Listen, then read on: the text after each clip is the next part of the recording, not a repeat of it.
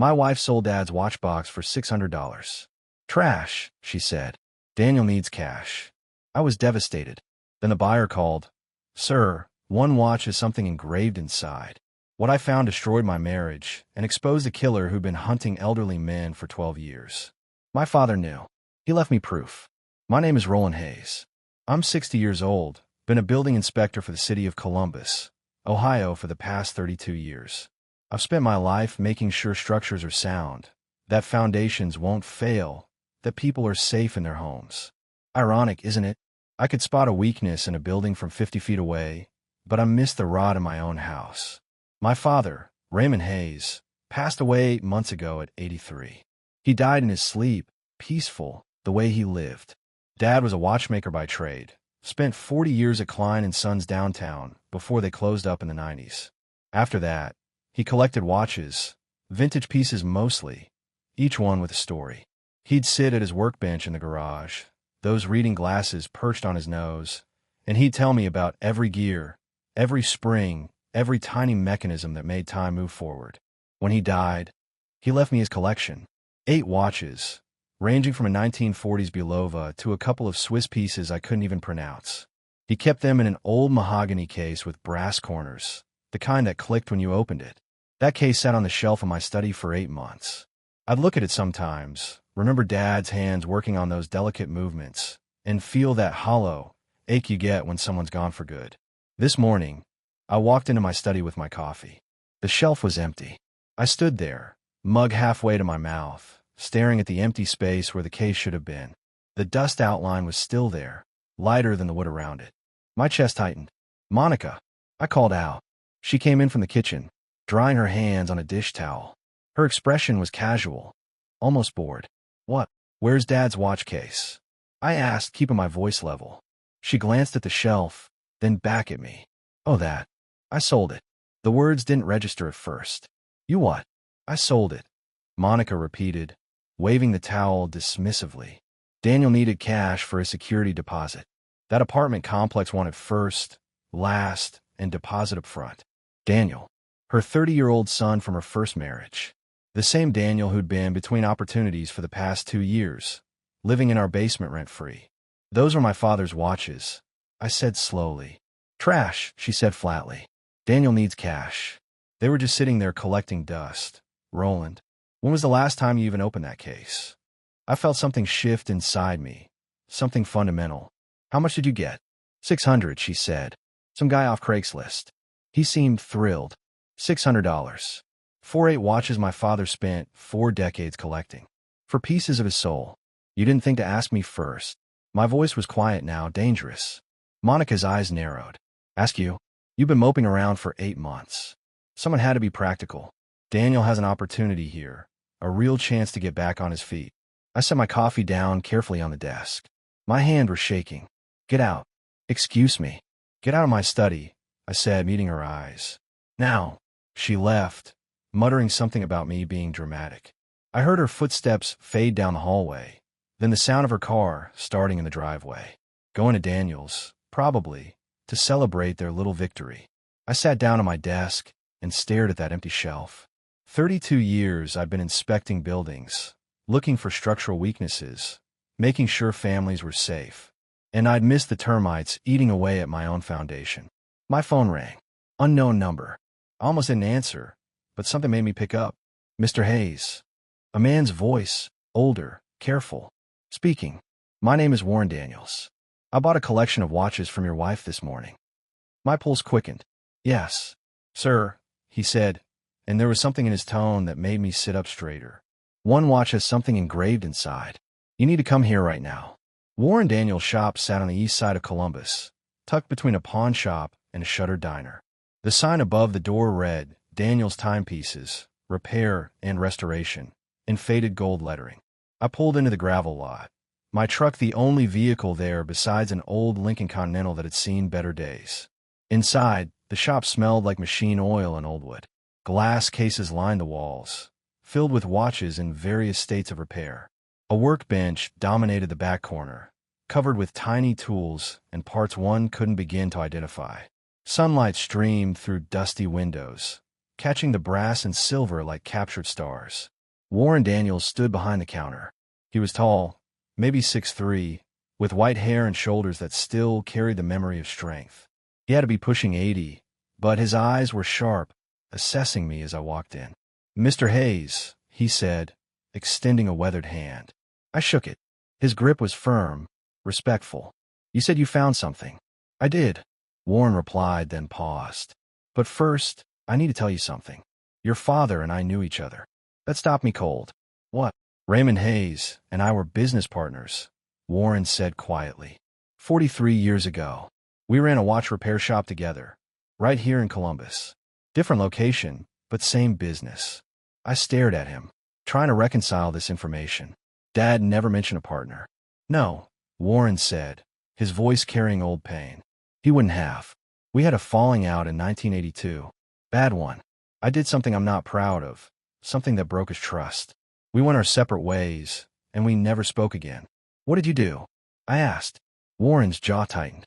"I borrowed money from our business account without telling him. My daughter needed surgery, and I panicked. I planned to pay it back, but Raymond found out before I could. He was right to be angry. Trust is everything in a partnership, and I violated that." He moved to the workbench and picked up the mahogany case. "My father's case. Seeing it in someone else's hands made my chest ache. When your wife called this morning about selling watches," Warren continued, "and she mentioned your last name, I wondered. Then I saw these." He opened the case carefully, reverently. I recognized 3 of them immediately. "Your father showed them to me years ago, before everything went south between us." The watches lay in their velvet slots, each one a small universe of gears and hands. Warren lifted out a 1952 Omega Seamaster, its face still pristine despite the decades. "This one," he said, turning it over. "Look at the back." He handed it to me. I tilted it toward the light, and that's when I saw it. Engraved in tiny, precise letters on the case back. "For Roland. If you're reading this, someone made a choice without you. Call Warren Daniels. 614-555-8847. Trust him." "Dad." My hand started shaking. "What the hell?" Warren's expression was grave. "Your father came to see me 6 months before he died. First time in over 40 years. He didn't want to rehash old business. He just asked me a favor." "What favor?" My voice came out rough. "He said if anyone ever tried to sell these watches without you present, I should buy them, no matter the price," Warren explained. "He said it would mean something had shifted in your life, something you might not see clearly. He wanted you protected." I sat down hard on a stool, my legs suddenly weak. "He knew." "Knew what?" Warren asked gently. "That Monica would do this," I said, the realization hitting me like a hammer. That she'd take what mattered to me and sell it off like garbage. Warren set the watch down carefully. "Raymond didn't say much about your personal life.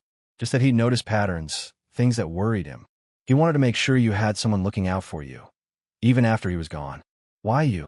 I asked. "After what happened between you." I asked him the same thing, Warren said. "He told me that people make mistakes, but that doesn't mean they stop being decent. He said I'd spent 40 years trying to make amends through my work, my community, my family. He said that kind of consistency matters." I looked at the watches again, seeing them differently now. Not just timepieces, but a message. A warning system my father had built before he died. "There's more," Warren said, reaching under the counter. He pulled out a sealed envelope, my name written across the front in Dad's careful handwriting. "He left this with me. Said you'd know when to open it." I took the envelope with trembling hands. It felt heavier than paper should. "Mr. Hayes," Warren said, his voice quiet but firm. "I don't know what's in that envelope, but your father was careful, methodical. If he went to this much trouble, there's a reason. Whatever you find, don't ignore it." I nodded, unable to speak. Outside, a car horn honked. Life continued, oblivious. But inside this dusty shop, surrounded by frozen time, my father's voice reached across death to warn me. And I was finally listening. I opened the envelope carefully, my hand still unsteady. Inside were 3 sheets of paper, folded together, and a small photograph that slipped out onto the counter. Warren picked it up before it could fall. "This you?" he asked, studying the photo. I looked. It showed a baby, maybe 6 months old, being held by a young woman I didn't recognize. She had dark hair, kind eyes, and a nervous smile. On the back, written in faded pencil, Roland, March 15th, 1965. That's my birth date, I said slowly. But I don't know who she is. Warren handed it back without comment. I unfolded the letter. Dad's handwriting filled the pages, neat and methodical as always. Son, if you're reading this, Warren has done what I asked. Good. That means you need to hear some things I should have told you years ago, but didn't. I was protecting you. Or at least that's what I told myself. My chest tightened. You were adopted. Your mother, your real mother, couldn't keep you. She was 17, unmarried, and scared. Your biological father was already gone, killed in Vietnam 3 months before you were born. She gave you to us when you were 3 days old. The words blurred. I blinked hard, forcing myself to keep reading. Her name was Elizabeth Thornton, the woman in the photo. She made us promise we'd give you a good life, and we did. Your mother and I loved you from the moment we held you. You were ours in every way that mattered. But here's what you need to know now. Monica knows. She found the adoption papers 2 years ago when she was going through the basement. She confronted me about it, wanted to know if you knew. When I said no, she saw an opportunity. My hand started shaking harder. Son, I watched her these past 2 years. The way she talks about your real family, how she brings up inheritance questions, how she positions Daniel as your responsibility because you understand what it's like to not have biological connections. She's been using your adoption as leverage, making you feel obligated to prove you belong. I set the letter down, my vision swimming. Warren pushed a glass of water across the counter. I drank it, trying to steady my breathing. You okay? Warren asked quietly. Keep reading, I said, more to myself than to him. There's more. Last month, Monica tried to access your medical records. She claimed she needed them for insurance purposes, but the hospital flagged it because she requested a full genetic workup. When I asked her about it, she said she was worried about your family history. Roland, she was building a case. Dr. Philip Grant, the physician who handled the request, is her second cousin. I looked into him. 3 malpractice complaints, all settled quietly. He specializes in competency evaluations for estate planning. The room tilted. She was trying to have me declared incompetent. Warren's jaw clenched. Your father thought so. I picked up the letter again, forcing myself through the last section. I've documented everything. Dates, conversations, the medical records request, all of it. Warren has copies in his safe. I've also contacted Robert Kemp, an attorney I trust. He's expecting you to call. Son, I'm sorry. Sorry I didn't tell you about the adoption sooner. Sorry I can't be there to help you through this. What you need to understand, Monica didn't marry you for love. She married you for security. And now that I'm gone, she thinks there's no one left to stop her. You're stronger than you know. You came from a brave woman who made the hardest choice of her life, and you were raised by people who chose you every single day. Don't let anyone make you feel less than whole. Protect yourself. Trust Warren. And remember, blood doesn't make family. Love does. Dad. I folded the letter carefully and slid it back into the envelope. The shop was silent except for the ticking of a dozen clocks. Your father was thorough, Warren said. He gave me copies of everything. Medical records, correspondence, even recordings of phone conversations with Monica. Recordings. I looked up sharply. Warren nodded. Your father wasn't tech-savvy, but I helped him set up a system. Monica didn't know. He documented 6 months' worth of conversations where she discussed your diminishing capacity with Daniel and her cousin. The anger came then, hot and clarifying. Not explosive, but cold and focused. The kind of anger that builds foundations instead of burning bridges. I need to see everything, I said. Warren pulled a thick folder from the safe. Already prepared. Your father updated this every 2 weeks until he died. The last entry was 3 days before his heart attack. I opened the folder. Inside were transcripts, medical documents, email printouts, even photographs of Monica meeting with Dr. Grant at a coffee shop. She's been planning this for 2 years, I said. At least, Warren confirmed. Your father believed longer. He thought she targeted you specifically because you were adopted, because she assumed you'd feel obligated to prove your worth by taking care of her son. I closed the folder and met Warren's eyes. He wanted me to have proof before she could act. He wanted you armed, Warren said. The question is, what are you going to do with it? I sat in Robert Kemp's office 3 hours later, the folder open on his mahogany desk. Kemp was 50, sharp-eyed, with the calm demeanor of someone who'd seen every variation of human betrayal. He'd been reading through Dad's documentation for 20 minutes without speaking. Finally, he looked up. "Your father was meticulous. This is admissible, all of it." "What exactly am I looking at?" I asked. Kemp pulled out a specific document. "This is an application for medical power of attorney, dated 4 months ago. Monica submitted it to the probate court, claiming you'd authorized it verbally due to increasing cognitive difficulties." My stomach dropped. "I never authorized anything." "I know," Kemp said. "The court rejected it because you'd never been formally evaluated." That's when she approached Dr. Grant. He slid another paper forward. "This is a preliminary psychiatric evaluation request. Never completed, but initiated. Because Dad died," I said, understanding dawning. "Exactly. Your father's death complicated her timeline. She needed you vulnerable, grieving, distracted. The watch sale was a test." I leaned forward. "A test of what?" "Whether you'd fight back," Kemp explained. "If you accepted it, she'd know she could push further. Next would be the house, retirement accounts, gradually shifting everything into joint control, then exclusively hers." Warren had followed me to the office and now sat in the corner, listening intently. "How far along is she?" he asked. Kemp pulled out another document. "She filed for divorce 2 weeks ago." The words hit like a fist. "What?" "Preemptive filing," Kemp explained. "In Ohio, whoever files first has certain advantages. She's claiming 15 years of marriage, requesting spousal support, half the house value, and compensation for emotional labor and caretaking." "Caretaking?" I nearly laughed. "Of what?" "Of you," Kemp said flatly. "Her filing claims you've been increasingly dependent, that she's had to manage household finances, make medical decisions, essentially act as your guardian." I sat back, stunned. "None of that is true. Truth doesn't matter in initial filings," Kemp said. "It's about establishing narrative. But here's where it gets interesting." He pulled out a different folder, this one newer. "I've been monitoring her attorney's motions. 3 days ago, they filed an emergency request to freeze your assets, claiming you're at risk of dissipating marital property." "Let me guess," I said. "They want her to have temporary control." "Correct. The hearing is scheduled for next Wednesday." Warren shifted in his seat. "Can they win?" "Without your father's documentation?" "Possibly," Kemp admitted. "With it, no chance. But we need to act fast." I looked at the pile of evidence, at the life my father had spent his final months protecting. "What do I do?" Kemp's expression hardened. "We go on offense.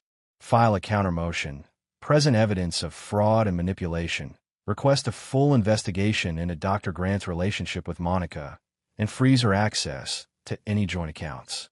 "She'll lose her mind," I said. "Good," Kemp replied. "Angry people make mistakes. Right now, she thinks you're passive, grieving, easy to manipulate. We show her otherwise, she'll overreact." Warren spoke up. "What about Daniel?" Kemp flipped to another section. "Her son is interesting. He's not named in the divorce filing, which suggests she's keeping him separate, possibly as a backup plan. But your father documented several conversations where Daniel discussed your house as his future investment." My hands clenched into fists. "They've been counting on me dying or disappearing, or being declared incompetent and institutionalized," Kemp added, "which would give Monica full control as your guardian, with Daniel as backup." The full picture crystallized. This wasn't just about money or property. This was about erasing me completely, turning me into a legal non-person while keeping my assets. "I want to fight," I said. "All of it. I want them to understand they picked the wrong target." Kemp smiled, cold and professional. "Then we start tomorrow. I'll need you to sign some authorizations, give a full deposition, and prepare for depositions for Monica and her attorney. It won't be pleasant." "I don't care about pleasant," I said. "I care about truth." Warren stood, walking over to shake my hand. "Your father will be proud. He knew you had steel in you, even if you'd forgotten." I stood as well, feeling something shift inside me. The grief was still there, the betrayal still raw. But underneath it, something harder was forming. Not rage. Purpose. "One more thing," Kemp said. "Your father left instructions about the watches. He wanted you to keep them, but he also said they're worth substantially more than Monica knows." "How much more?" I asked. Kemp consulted a document. The collection was appraised at $47,000 6 months ago. But one piece, a Patek Philippe from 1951, is currently valued at approximately $850,000. The number hung in the air. She sold it for $600, I said quietly. Yes, Kemp confirmed. Which, legally, constitutes destruction of marital assets. We can use that. I looked at Warren, who nodded. It's in my safe. I knew what it was the moment I saw it. Everything my father had built, every piece of protection he put in place, was falling into alignment. He'd known this was coming, had prepared for it, had given me the tools I'd need. Now it was my job to use them. The next morning, I drove to my sister Janet's house in Westerville. She lived in a tidy ranch with flower beds that were probably Monica's idea, knowing Janet's hatred of yard work. Her car sat in the driveway. She was home. I knocked. No answer. I knocked again, harder. The door opened. Janet stood there in her bathrobe, coffee mug in hand, her expression shifting from surprise to something guarded. "Roland," she said carefully. "It's early. We need to talk," I said. She hesitated, then stepped aside. "Come in." The living room was decorated in shades of beige and cream, safe and neutral. Family photos lined the mantel. Several included Monica. I never noticed how many before. "What's this about?" Janet asked, sitting in her armchair like a queen on a throne. I remained standing. "How long have you known Monica?" Her eyes flickered. "What kind of question is that?" "Since you married her, obviously." "Try again," I said evenly. "Dad kept records. You and Monica have been friends since 2006, a year before you introduced us." The color drained from her face. "Roland, don't," I interrupted, my voice hard. "Don't insult me by lying. I know about the medical records request. I know you helped her access my files. I know you've been part of this from the beginning." Janet set her coffee down, her hand shaking slightly. "You don't understand." "Then explain it to me," I said. "Explain how my sister helped my wife build a case to have me declared incompetent." "It wasn't like that," Janet said, but her voice lacked conviction. "Monica was worried about you. After Dad died, you seemed lost, unfocused. We thought, I stepped closer. You thought what? That I needed to be managed? Controlled." Janet stood, defensive now. "You were adopted, Roland. You never had real family obligations. You don't understand what it means to have blood relatives who need you." The words hit like a slap. "Dad told you that adoption made me less than family." "Dad wasn't your real father," Janet said, and there it was, the truth she'd been holding back for years. "He chose you, yes, but that's not the same as—" "Get out of my way," I said quietly. She blinked. "What?" "You heard me. I'm leaving, and you're going to step aside." "Roland, you're being irrational." "I'm being clear," I corrected. "Clearer than I've been in years. You helped Monica target me because you never saw me as real family. That's fine, but now you're going to live with the consequences." Janet's face crumpled. "I'm your sister." "No," I said, moving toward the door. "You're Raymond and Linda Hayes' biological daughter. That's genetics. Family is something you earn, and you just lost it." I walked out, leaving her standing in her beige living room, surrounded by photos of a family that had never really included me. Robert Kemp was waiting in my truck, reviewing documents. "How'd it go?" he asked as I climbed in. "She confirmed everything," I said, "and showed me exactly who she is." Kemp nodded. "Good. We can use that anger, channel into the case." Monica's attorney requested an emergency hearing for tomorrow. "They're pushing hard." "Let them push," I said. "I'm done being managed."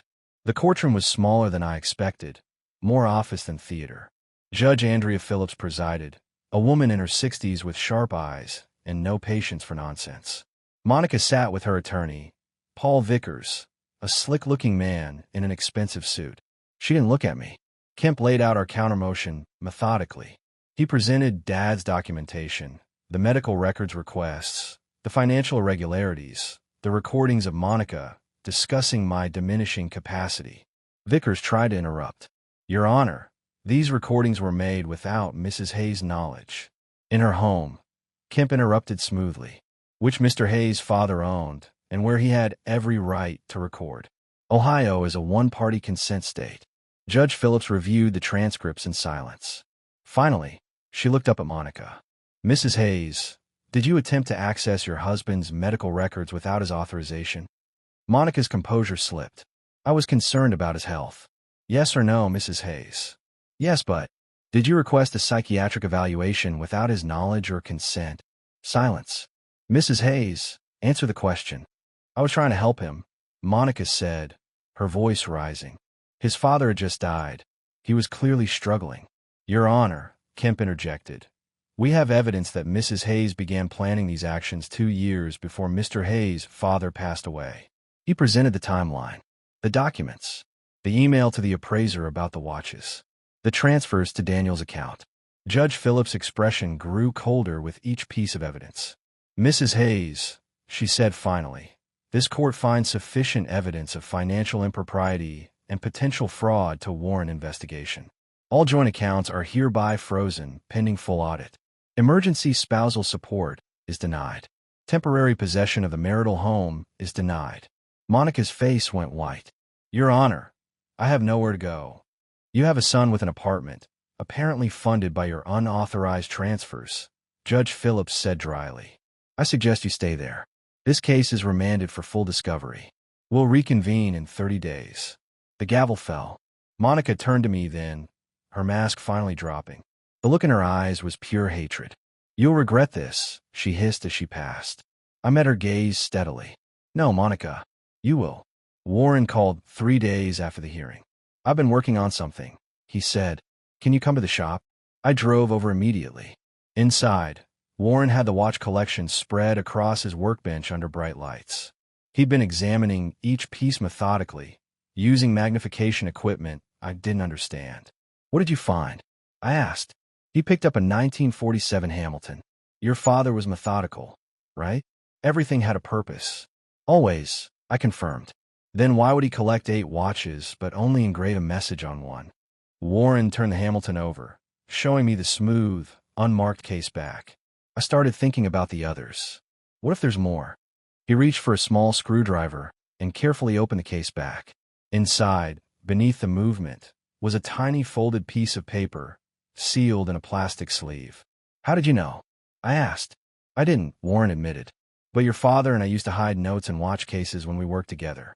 Customers would bring pieces in for repair years later and find our messages. It was our signature. He handed me the paper. I unfolded it carefully. Dad's handwriting, smaller but still precise. Roland, if you found this, you're looking deeper. Good. Monica was my caregiver for 6 months before I introduced her to you. She applied for a position through the senior center, helped with medications, shopping appointments. I didn't think anything of it until I noticed morphine tablets missing. When I confronted her, she claimed I'd miscounted. That's when I started documenting. My hands tightened on the paper. I never told you because you seemed happy. She was attentive, caring, everything you've been looking for. But I watched, and I saw the pattern. She wasn't helping me. She was studying me, learning about assets, family dynamics, vulnerabilities. When you got engaged, I tried to warn you. Remember our conversation about being careful? You thought I was being overprotective. I was being specific. The memory surfaced. Dad pulling me aside at my engagement party, asking if I was sure if I'd really thought it through. I'd brushed him off, accused him of not wanting me to be happy. I'm sorry I wasn't clearer, but I knew if I pushed too hard, you'd pull away. So I prepared instead. Warren has documentation of the medication thefts. Small amounts. Nothing she could be prosecuted for, but enough to establish pattern. Use it if you need to. The other watches have more pieces. Keep looking. Dad. I looked up at Warren. He said she was his caregiver. That's how they met. Warren nodded grimly. I remember her. Professional, efficient, always asking questions about his finances under the guise of helping him organize paperwork. Your father mentioned her a few times, said she was almost too interested in his affairs.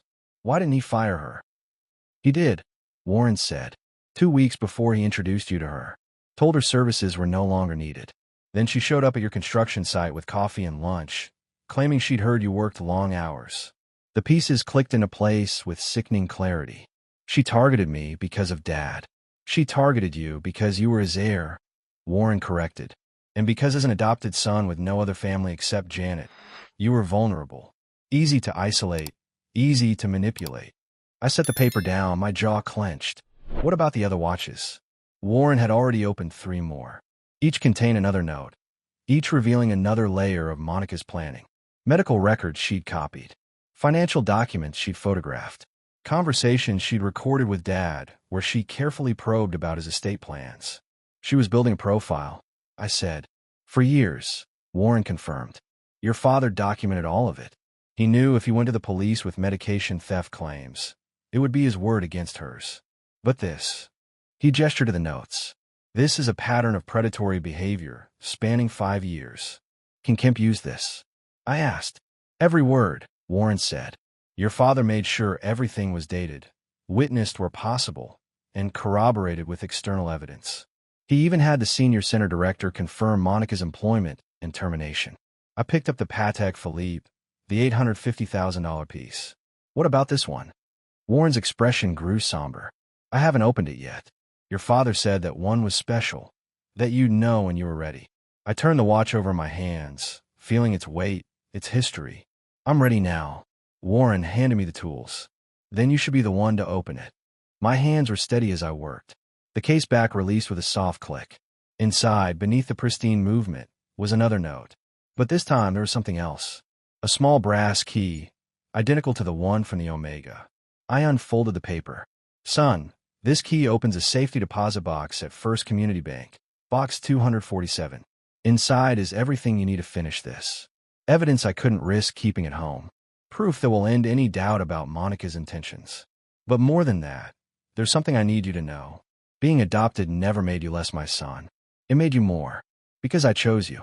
Every single day. And that choice was the best decision of my life. Go to the bank. Protect yourself. And remember, real family doesn't demand proof. It offers love without conditions. Dad. I closed my eyes, the watch still warm in my palm. Even in death, my father was 3 steps ahead, making sure I had everything I needed.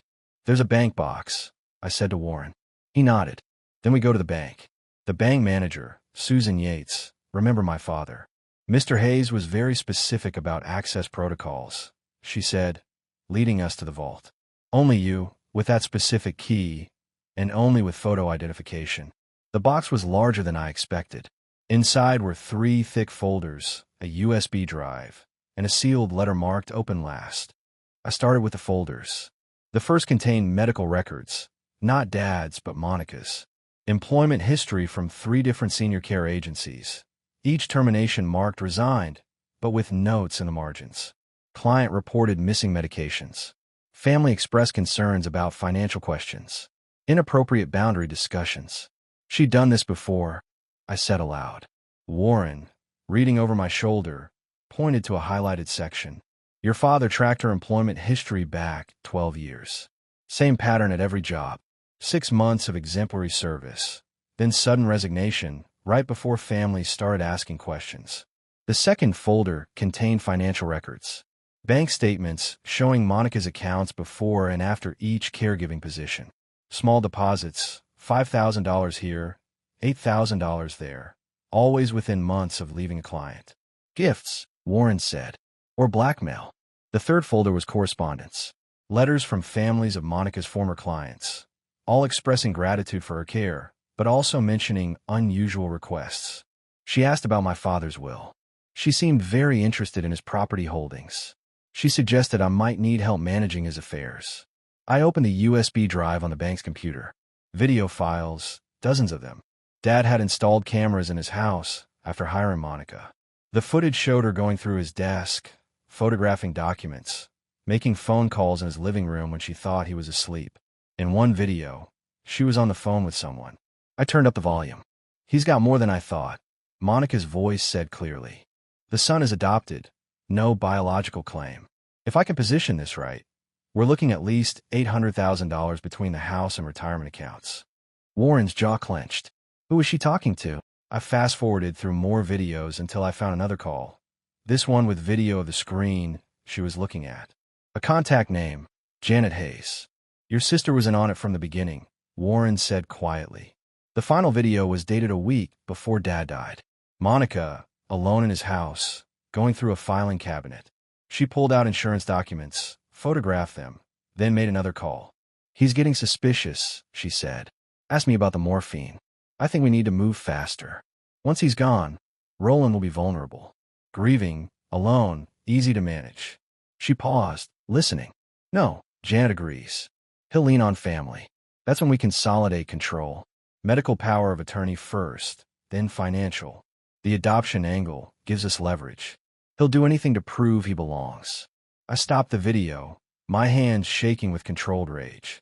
This is conspiracy, Warren said. Premeditated financial exploitation. Possibly worse. I picked up the sealed letter. Inside, Dad's final message was brief. Roland, by now you've seen what Monica is. I'm sorry you had to learn this way. I confronted her 3 days ago. Told her I'd documented everything and that she needed to leave. She smiled and said I couldn't prove anything, that you'd never believe me over her. She was wrong. You're stronger than she knows. Take this evidence to Kemp. Protect yourself. And know that I loved you until my last breath. You were never second choice. You were my choice. The only one that mattered. Dad. The date on the letter was 4 days before his heart attack. Warren saw my expression. What are you thinking? I'm thinking Dad confronted a woman who'd been stealing from elderly people for over a decade, I said slowly. And 4 days later, he died of a sudden heart attack. A man with no history of heart disease. Warren's face went pale. You think? I think we need to call Kemp, I said. And then we need to call the police. Because if Monica was willing to destroy me, what would she have done to someone who threatened to expose her? The question hung in the air, heavy and damning. But I already knew the answer. I'd seen it in her eyes at the courthouse. She'd do whatever it took. And she probably already had. Detective Rebecca Brennan from the Columbus Police Department reviewed the evidence with clinical precision. She was in her 40s, sharp-eyed, with a kind of focus that missed nothing. Robert Kemp sat beside me as she went through each folder, each video, each transcript. This is extensive, she said finally. Your father documented a pattern spanning over a decade. Can you investigate his death? I asked directly. Brennan looked up. Based on this, yes. We'll need to exhume the body, run a full toxicology screen. The original autopsy was basic, standard for an 83-year-old with no suspected foul play. But now there's suspicion, Kemp interjected. Significant suspicion, Brennan agreed. She pointed to the medical records. 3 former clients, all elderly, all died within months of Monica Hayes' departure. All ruled natural causes, but given her access to medications and her pattern of theft, we need to look deeper. The exhumation happened 2 weeks later. I stood in the cemetery with Warren, watching workers carefully remove the casket. It felt wrong, disturbing Dad's rest, but he'd left evidence for a reason. The toxicology results came back 5 days later. Detective Brennan called me to the station.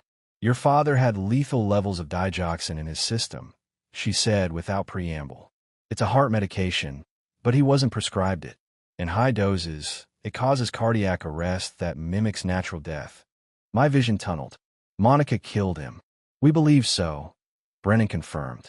We're also investigating the 3 other deaths. Exhumations are in progress.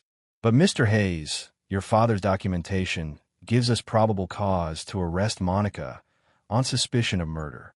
They arrested her the next morning at Daniel's apartment. I wasn't there, but Kemp called me with the details. She tried to run, had bags packed in her car. They found forged documents, false identification, and $43,000 in cash. Daniel was arrested too. The investigation revealed he'd known about the medication thefts, had helped Monica access prescription pads from clinics where she'd worked. He claimed he thought it was just borrowing, but the evidence showed he'd received $15,000 over 2 years. Janet was brought in for questioning. She wasn't charged with murder, but she faced conspiracy charges for helping Monica access my medical records and for participating in the attempted fraud. Her attorney negotiated a plea deal in exchange for testimony. The trial happened 8 months later. I sat in the courtroom every day, watching prosecutors methodically dismantle Monica's defense. They presented Dad's videos, the medication records, the testimony from former clients' families, and the forensic evidence from the exhumation. Monica's attorney tried to argue circumstantial evidence, but the pattern was undeniable. For elderly clients, all dead within months of her employment ending, all with elevated digoxin levels. Dad had been her 5th target, the one who'd caught her. The jury deliberated for 6 hours. When they returned, the forewoman stood. In the case of the state of Ohio versus Monica Cooper Hayes, on the charge of murder in the first degree of Raymond Hayes, we find the defendant guilty. 3 more guilty verdicts followed, for murders spanning 12 years. Monica's face remained expressionless as they read the sentence. Life without parole for consecutive terms. Daniel pleaded guilty to conspiracy and fraud. He got 15 years. Janet took her plea deal, 3 years probation and permanent loss of medical record access privileges. After the sentencing, Warren found me outside the courthouse. "Your father would be proud," he said. "He saved my life," I replied. "From beyond the grave." Warren nodded. "He gave you the tools. You did the fighting."